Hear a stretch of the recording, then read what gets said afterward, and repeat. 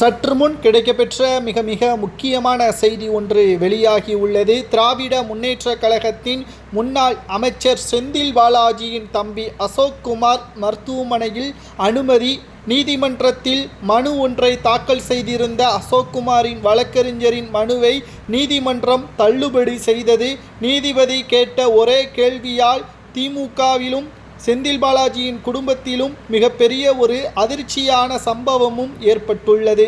இருதய பிரச்சனையின் காரணமாக செந்தில் பாலாஜியின் தம்பி அசோக்குமார் அவர்கள் அமெரிக்காவில் உள்ள தனியார் மருத்துவமனையில் அனுமதிக்க வேண்டும் என்றும் அதற்காக நீதிமன்றத்தின் அனுமதி வேண்டும். அதாவது 2023ஆம் ஆண்டிலிருந்து தேடப்படும் குற்றவாளியாக செந்தில் பாலாஜியின் தம்பி அசோக்குமார் அவர்கள் கருதப்பட்டார். கடந்த சில மாதங்களுக்கு முன்பாகத்தான் நேரடியாக ஆஜராகினார். சட்டவிரோத பண பரிவர்த்தனை வழக்கில் செந்தில் பாலாஜி விட அவரது தம்பி அசோக்குமார் தான் மிக முக்கியமான குற்றவாளி என்று அமலாக்கத்துறை அதிகாரிகள் வழக்கு பதிவும் செய்தனர்.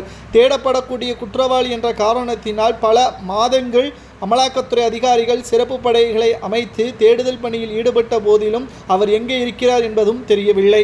தற்பொழுது அவரை விசாரணைக்கு நீதிமன்றத்தில் ஆஜர்படுத்திய பொழுதும் அவர் உண்மைகளை கூறவில்லை.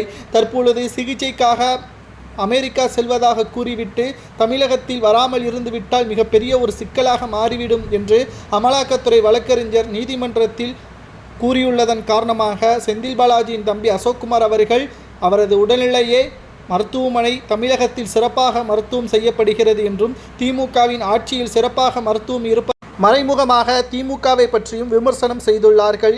ஏனென்றால் தமிழகத்தில் அரசு மருத்துவமனை எப்படி இருக்கிறது என்பது நாம் அனைவரும் நன்றாகவே தெரியும்.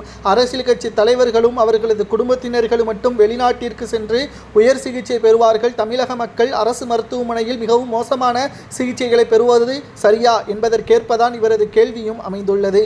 இதனால் தமிழகத்திலேயே அதுவும் அரசு மருத்துவமனையிலேயே சிகிச்சையை மேற்கொள்ளுங்கள், திமுகவின் அரசு உங்களுக்கு சிறப்பாக செய்யும் என்று அரசு தரப்பு வழக்கறிஞரும் கூறியிருப்பது பேசும் பொருளாக மாறியுள்ளது.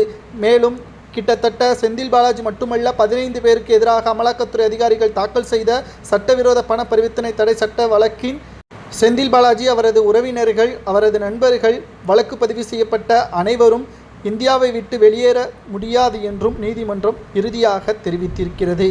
இதனால் தற்பொழுது அப்பல்லோ மருத்துவமனையில் சிகிச்சையை மேற்கொண்டு வருகிறார் செந்தில் பாலாஜியின் தம்பி.